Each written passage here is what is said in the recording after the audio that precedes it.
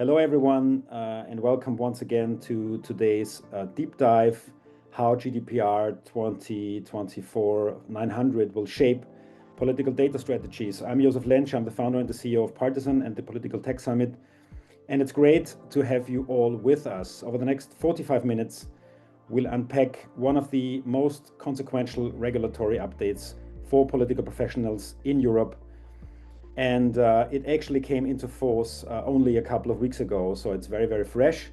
It's not just another compliance update, it actually changes the fundamentals, and we'll talk about that tonight, of how parties, campaigns, advocacy organizations, and also everyone else who makes use of that, of use of data, can collect, manage, and activate data in the political sphere, not only during campaigns, but really throughout the political cycle. We are thrilled to have with us Florent Barre, who is the co-founder and the CEO of Qomon, one of Europe's leading tech platforms, and also partner of the Political Tech Summit, which is great. Flo has been following these developments closely and has been advising political and civic actors on their data strategies. So, Flo, I'll let you introduce yourself. Thank you for joining us today. So before we dive in, perhaps you can tell us a little bit about Qomon, how you're working, what you're working on, and how you're supporting political and advocacy organizations in Europe and the world on data and mobilization. Sure. Well, thank you, Joseph, for having me today, and thank you, Partisan, and thank you, everyone, for joining for this conversation. Well, I am Flo. I am the CEO, co-founder of Qomon, as Joseph just introduced me. With Qomon, we are the supporter activation platform that serve non-profit and political organization. We do serve only non-profit, political, and advocacy organization. We do it in about 70 countries with about like 500 organization, and our job is really to help those organizations, your organization, to transform that supporter energy, the people who want to help you, into contacts in your database. So that's the reason why we're going to talk about like GDPR 900, and those contacts into action, and those action into impact for your organization. So it's really like if one day you want a demo, don't hesitate to reach me, and happy with the team to give you a demo. It's made to be easy, compliant, and really like supporter focus. And even to tell you a bit more about how we work with nonprofit and political organization, we usually work around like two different programs. One is really for the organization who have already a tool, a database. We have this program called Activate, so we're gonna just plug into your CRM, your database, and we're gonna help you to transform those kind of passive mailing list into action. So it's really like what we do at Qomon. And the second one is more around like if you don't have any tool, or if you want to switch your tool and get a new CRM, we're gonna help you to do that, and we're gonna unify all your data from the signups, people who are gonna sign up for your events, to the donors, and help you to activate those supporters and mailing list again into action, and give you the data to better understand your impact. So that's what we do, and that's the reason why we have been follow obviously this new regulation, and also part of ACT, Association Civic Tech Europe, and I guess some members are with us tonight. We also have been interviewed to shape this new regulation as an actor in Europe. Fantastic. So let's dive in and start with the basics. What exactly is the GDPR 900? How does it differ from the previous GDPR framework, and what motivated this update actually? Yeah, well, I was expecting this question, so I got I got a slide, because it's sometimes difficult to navigate. So if I can share that, it's gonna be probably like easier for everyone to follow with this introduction. So that's what is GDPR 900 is really a new regulation that is just launched a few weeks ago, as you say, Joseph. in October 2025. It's an evolution of the GDPR. It's especially targeting political organization, campaigns, parties, but also advocacy groups or anyone who try to shape public opinion. So that is also one thing about GDPR 900 that is not sometime known by organization, but it can actually also if you are a nonprofit, if you are an advocacy group, if you are a union, you may have to comply with this new regulation. The second thing is really like the TTPA. We also hear sometimes, and I know that you have done like amazing webinar around that also that you can see on Partisan website. It's part of it's a companion law of the TTPA, the Transparency and Targeting Political Advertising Act.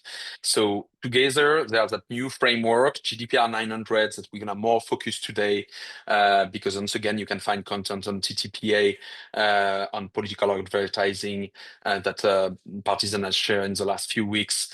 GDPR 900 is about consent, data retention, proof, export. TTPA is about ad transparency, targeting, list, disclosure. So there are two sides of the same coin. And the goal was to protect democratic communication. And why it was created? It was mainly created. Obviously, you have in mind those scandals around like either the last Romanian election when you had like influence on TikTok, either obviously Cambridge Analytica that everyone is always quoting. So GDPR 900 was obviously with those kind of use case, but the goal is to protect democratic integrity. The goal of the European Union was to stop the misuse of personal data in politics, and you're gonna see that clarify GDPR's gray zones. There were many gray zones for political data campaigns, and they have been clarified in a way, and now it's very, very clear when you cross the line and when you don't cross the line with that new GDPR 900. Bring transparency also in the digital influence because it makes every campaign disclose who funds it. We're going to see that in a few minutes probably. And but also limit the power of money and data mining and data in general by banning political ads. GDPR 900 really aim to favor like that kind of pure organizing over pure spending power in a way, and to rebuild public trust, because everyone is obviously, we live sometimes where like democracy is a bit taken up, and it's an attempt to really reset like the public confidence after like the few years of scandals or really blurred line between civic outreach and manipulation. So it's an attempt from the legislator to take back control on this. Thanks, Flo. So from what I understood, what you said is that it's a kind of a clarification of sorts. It's a tightening in some ways. Are there also new allowances that are built in, more leeway in some ways as well? Yeah, definitely. Because if you have different core changes in GDPR 24, GDPR, let's call it GDPR 900. So in GDPR 900, you have few core changes. You have the end of paid political advertising as we have known it so far. So again, it has been addressed many times. You have clear laws on targeting. So it means that you know that you can't, that's the case already in many countries, even before that GDPR 900 is just clarifying. You can't target else or based on else data based on sexual preferences, etc., etc. There is like cross-border campaign coordination rules. Again, it's clarification, and it's not especially what we're gonna deep dive today. You got that AI model accountability for data processing. It's really linked to that laws of targeting. Make sure that what you put into AI tools, is really compliant. You got electoral pause obligation in some countries. There was no pause in in kind of advertising before a campaign. You could like really until last minute campaign. Now you're gonna have like electoral pause in many countries.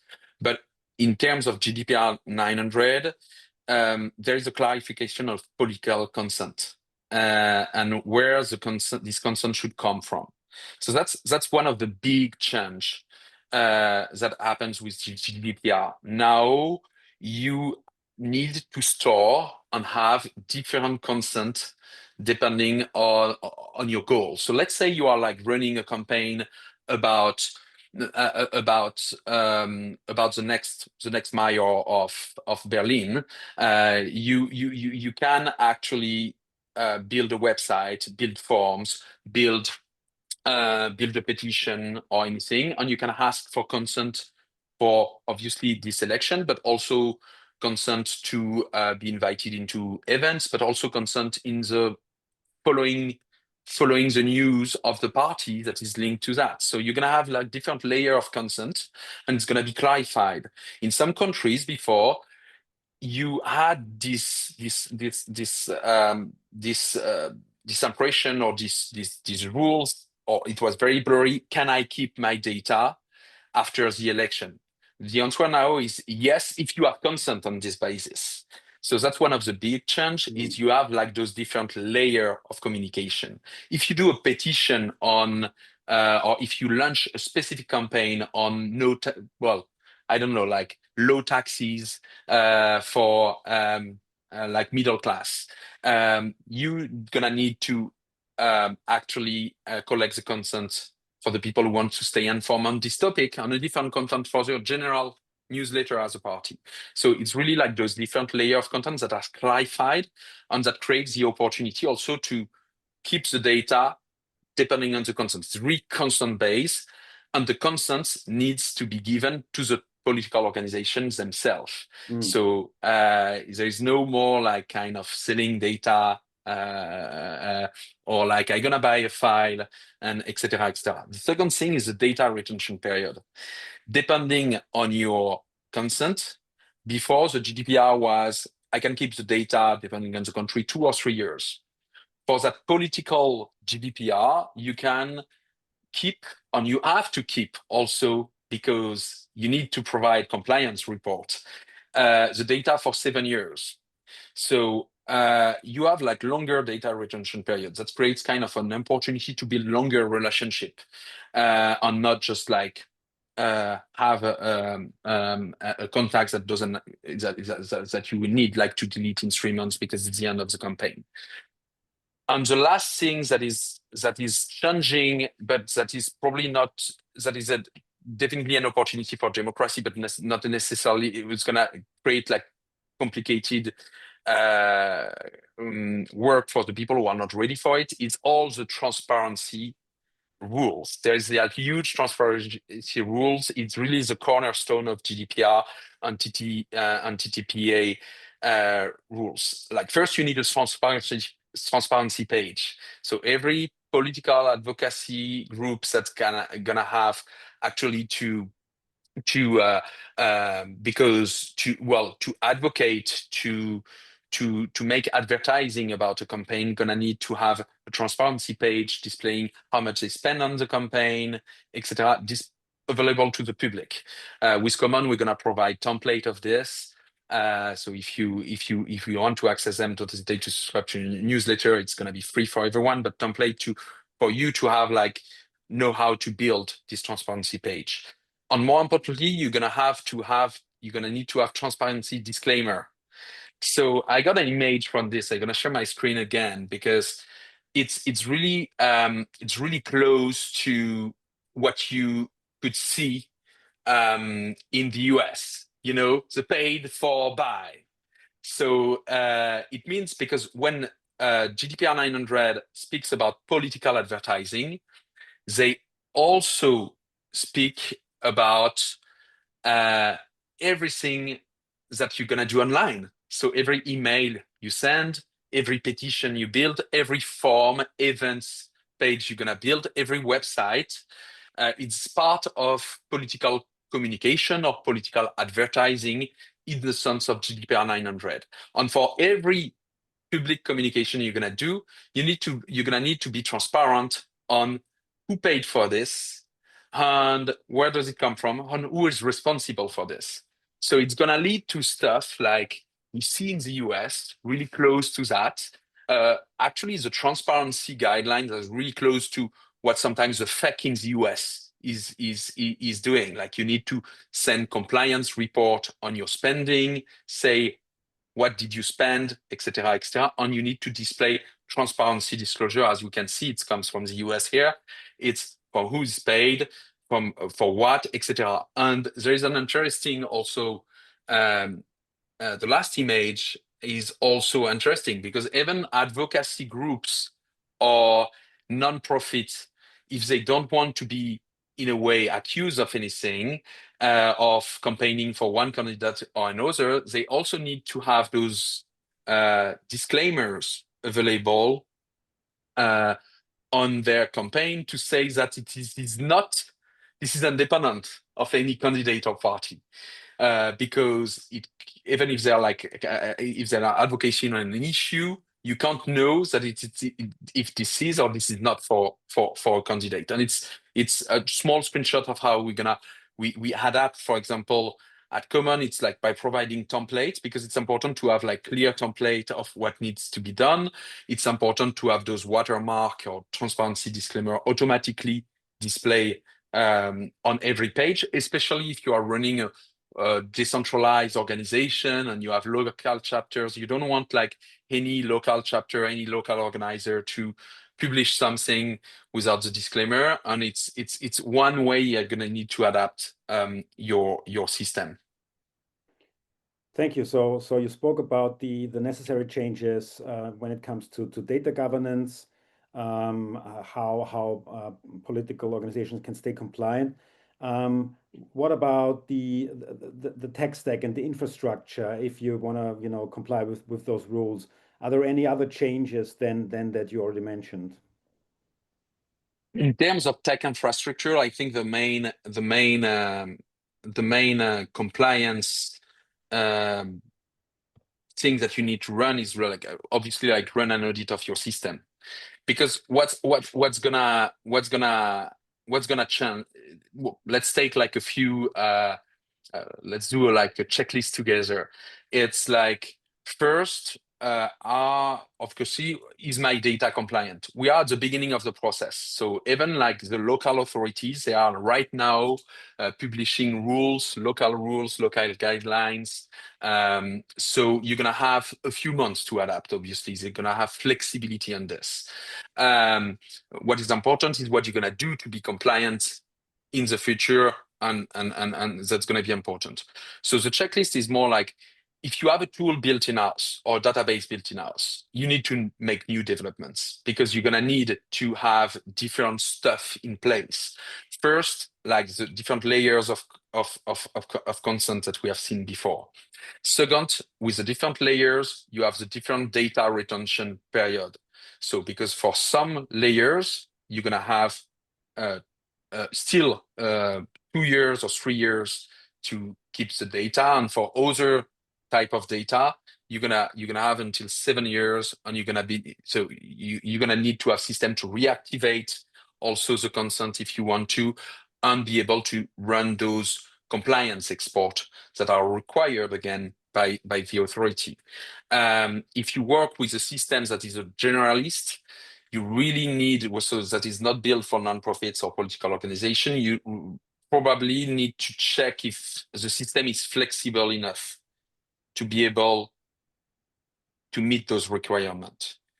And if you work with a system that is from another geography or is not Europe-based or doesn't have any Europe compliance kind of resources, or obviously how to be compliant inside the system, definitely it means that you need to check if they comply or if they don't, because there is kind of a high risk of like, now that the border are more clear, we may see more and more people contesting election because of misuse of some data, because in the spirit of the new regulation, it will mean that you try to manipulate election and manipulate the democratic process.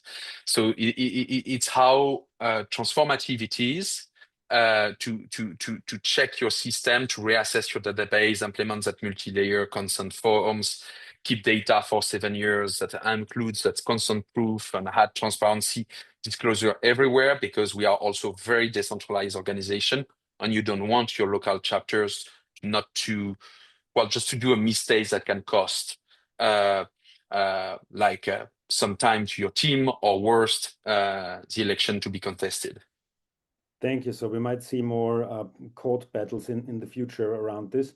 Before I ask you about the kind of strategic opportunities, I want to remind everyone, as we're about halfway through our webinar tonight, that you can ask questions or post comments or thoughts anytime, either in the Q&A down below or in the chat. So please feel free to come in. I'll try to bring you into the debate anytime. So don't wait for the end. If you feel like there's a question popping up in your mind, feel free to post it. In the meantime, with all that you said, Flo, that's of course quite a lot to take in now. How do you think this will change political data strategies? You already said, there will be more caution when it comes to protecting yourself against, any kind of court issues in the future. How do you think this will impact, political or advocacy campaigns? Well, I think it's actually good news, because, as my grandma used to say, everyone can look good in 3 months. It's more difficult to look good in like 4 or 5 years. What I mean is, like, this law introduces the fact that if your organization is building its own file, because the magic won't happen anymore, you won't be able to buy data from an external data source. You won't be able to spend a lot of money just in 3 weeks on political advertising, just to make with a very simple message, make you look good and make you look simple. You're gonna need to build longer relationship and direct relationship with your database. So your database is really becoming a huge asset, and it's transforming your political data strategy, because it means that every event that you host everywhere, it's gonna be important that you collect the data point of the person that is attending that event, that any little petition signatories, every person that show interest into your organization because they meet someone in the field, because etc., it's gonna be very important, because it's gonna be very important to build your own proprietary database, and that's gonna be your first asset to build that relationship. Again, the law introduces the fact that you can build the longer relationship with those different layers of consent, and with the fact that you can keep the data longer. So it's becoming very important. That's the first thing that changed in political data strategy. It's build your own data sets. That is a change of mindset, because if you go back to early 2010s, with even like social media being everyone being optimistic about social media, we kind of gave up sometimes the link, the data. We had to say, oh, we're going to organize our events with social media, we're going to communicate with the communities on social media, etc., etc. So now it's really important to build your own database and to be able to reach the people, know where they are, be agnostic around channels, be able to send them a text message, call them, etc., etc. The second thing that I think really shape, and it's really linked to that, change political data strategies. It's the fact that it's more and more important to build programs or paths of engagement, because again, it's gonna be every little contact that you're gonna meet, gonna be important and gonna be an asset, and gonna be to convince and to transform into a supporter. So the fact that creating those different ladder of engagement, creating flows of email, SMS calling, welcome calling, it's becoming more and more important, even for those people that you just met once in the street, or just show up to an event, or just send you a message on your supporter at myorg.com. So that's like, I think like the fact that building those paths, what we call at Qomon action flows, action paths, is going to be very important because it's going to nurture this relationship. There is like another thing that I think going to change in terms of political data strategy is everything that is more like supporter-based content or supporter-generated content. Because as you can't buy ads, as you can't buy you can buy database, you also need your supporters that have address book on their phones, that have followers on social media. So the question is going to be also, how do you activate your supporters so they can reach those people that you can't reach anymore? And how they can maybe transform those people into people that gonna sign up for your organization. But you're gonna need more and more to your supporters and train your supporters, provide them some tools to be able to reach those people that you can't reach anymore. It used to be called relational organizing, but it's really more like supporter-based content because it goes above. It's also like your new advertiser is going to be your supporters. So you were doing advertising. Now, if you want to reach more people on social media, you should uh, uh, provide content to your supporters so they can actually share message on social media. We work a lot on what we call like social amplification at Qomon. It's really like, okay, how do I give in just 1 or 2 click? It's currently working on that. The way for my supporters to like my content, etc., but also to amplify your own supporters' content, because that's the key. That's like you're gonna also need to amplify the content of your supporters if you want, and you have like other stuff that are more like supporter based or I know that you have a webinar next week on if you sign up now you're gonna get 20% off. It's already free, but I'm doing advertising for this webinar. But it's fast. It's like it's also linked to the fact that you're gonna have influencers, more and more political influencers. But what you need not to forget in your own organization, that's the first political free influencers you have are your supporters. So even if you're gonna have more like paid political influencer to like reach new people on social media, it's gonna be important. That's gonna need to display transparently that it's paid by for that I mentioned before. But still, you're gonna need your supporters to amplify your message, and they are your first influencers. Thank you. What about the unintended consequences with the TTPA? And we already had webinars on that as well. There is this sense that it might shift money to the just mentioned influencers, where often it's more of a kind of gray area, who gets paid for what and so on. So do you see any unintended consequence because of GDPR 900? That's a very good question. I think one of the first unintended consequences is more court appeal and more complaints about, because now that the rules, we mentioned that before, but it's important to raise that again. It's as the rules are clearer, now that what the line is, you may have more opponents that gonna say, hey, this guy was unfair in the electoral process because they use data that I'm pretty confident he didn't had any consent. So you're gonna need to prove that, and you're gonna have like a consent report to provide on this. So probably like more appeal, more court appeal gonna happen. So that's one of the first things that I see that an unintended consequences.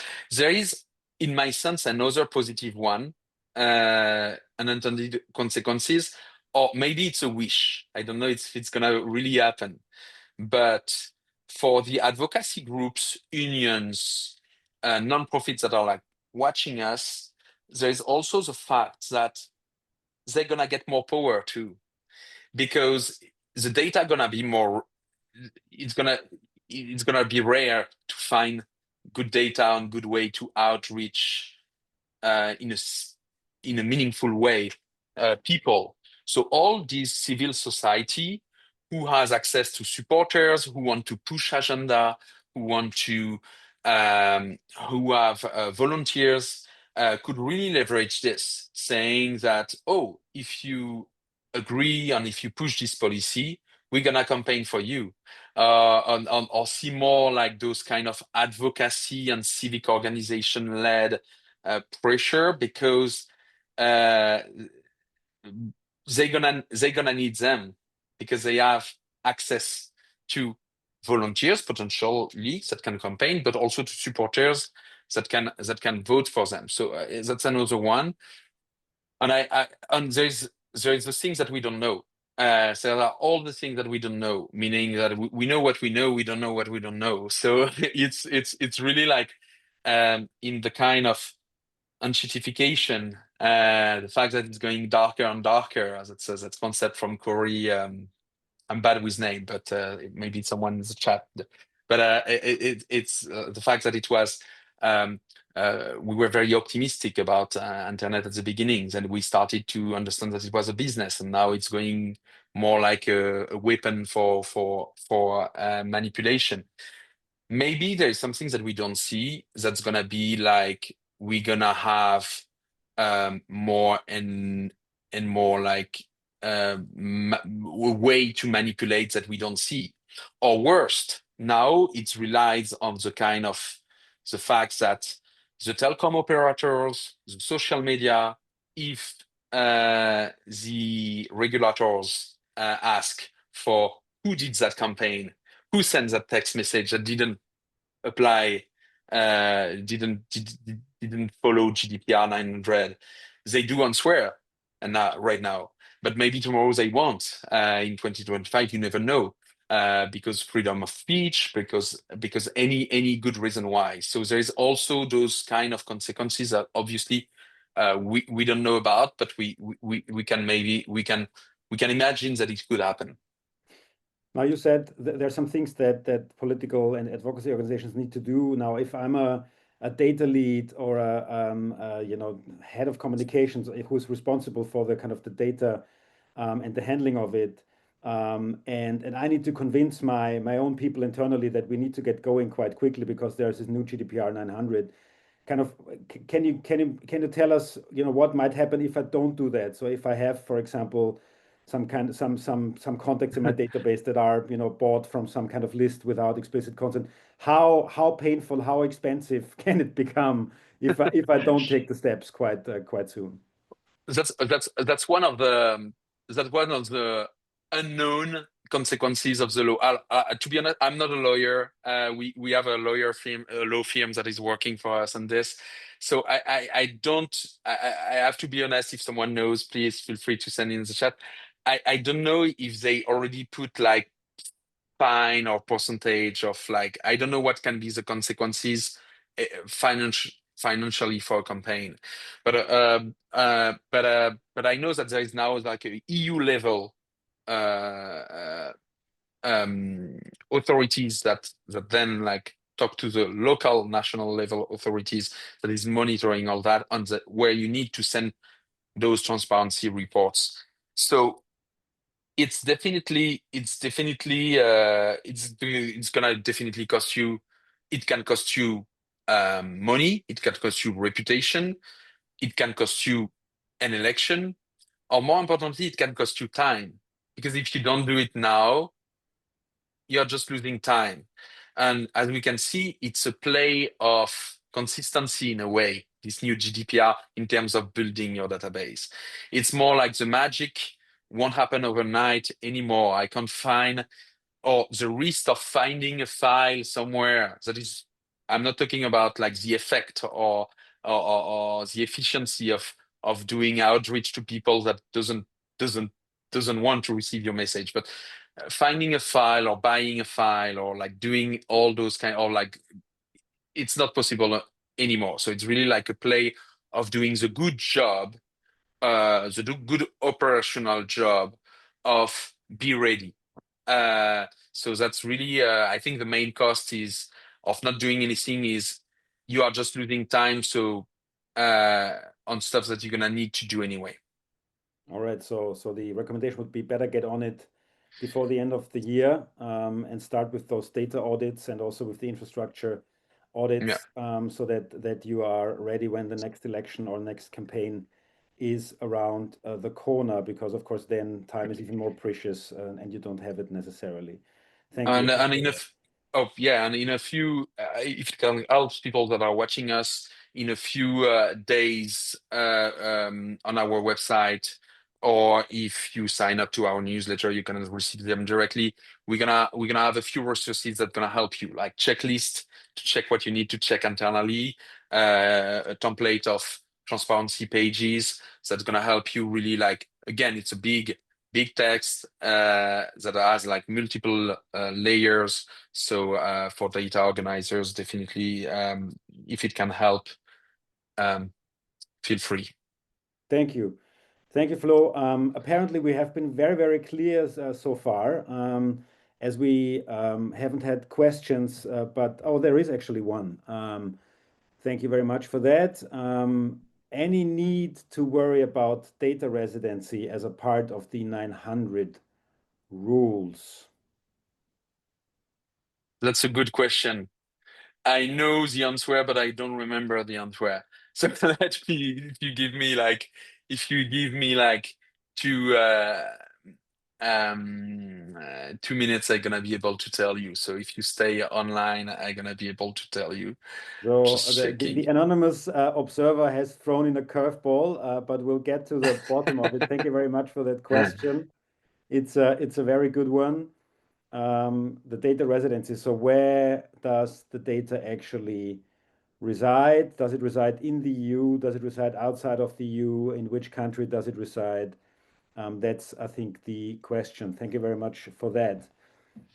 We've got 7 more minutes, so if you have another question, now is the time to throw it in, as we will end on time. So you still have Flo with you. Of course, you can shoot him an email at any point. He will remain at Qomon for the time being, I suspect. But yeah, of course, you have him now live. Flo, have you found the answer? No, I'm looking at it. I don't want to say anything. I don't want to say anything bad. I can follow up if you stay not anonymous. I can follow up with that. I'm gonna also put to everyone my context details in the chat. So if you have question or if you need anything, don't hesitate. Thank you very much. And yeah, to the anonymous observer, if you reach out to Flo, I think it might also be of interest to others in the room. So of course, we would then provide the answer in the newsletter next week, where we will also have the recording and the summary of the webinar, and you can have a read and also forward to your colleagues. Yes, and do reach out to Flo also on LinkedIn. He just posted his profile. Thank you very much. Great. Well, for me, this means, it doesn't sound like it could kill organizations. I think it will pose some challenges, of course, in terms of getting ready for it, getting compliant, doing the data audits, the infrastructure audits, changing the processes. So there is some time and investment. And as you said, Flo, right, it makes the actual organic contact that you create through any interaction, be that an event, be it on your website, wherever it might happen, even more valuable and important. And this is why, of course, we'll also talk about next week about the influencers. So please feel free to join us once again in a week's time. And then we'll also talk about the Dutch elections, which have also brought some interesting and surprising results. So that will be also next week. Please do sign up for them. Flo, from your perspective, what's the one thing that a data lead or head of IT should do right now tomorrow? Well, I would say contact Qomon, but I will still no, well, refine their political data strategy, having a real uh, um, data collection strategy, and make their leadership aware, because it was also very, very fast, the way that this new regulation has been implemented, mainly because of what happened earlier this year or late 2024 in Europe. So it's really important. We see many party leadership not being aware of what's happening. So I think it's also make a small note, forward this webinar, forward next week newsletter with the summary, talk to your data lawyer in your country, talk to your local authorities, but make sure that the leadership understands the consequences of not following those rules or not shifting strategies. Thank you. And the final question from the audience, thanks, Veit, will be more money flowing into old media because it becomes more cumbersome over time to use some new channels. Do you think there will be some backflow of money? Yeah, definitely. But that's part of rebuilding that strategy from I don't know why you want to wait tomorrow, Joseph. I would say right now, open your computer and start refining your strategy. Is to say, okay, what we were doing before, how do we reach more people, and how we are also more less fragile as an organization. And being less fragile, so yes, of course, some more money gonna flow into not only all media, but also all the medias, like the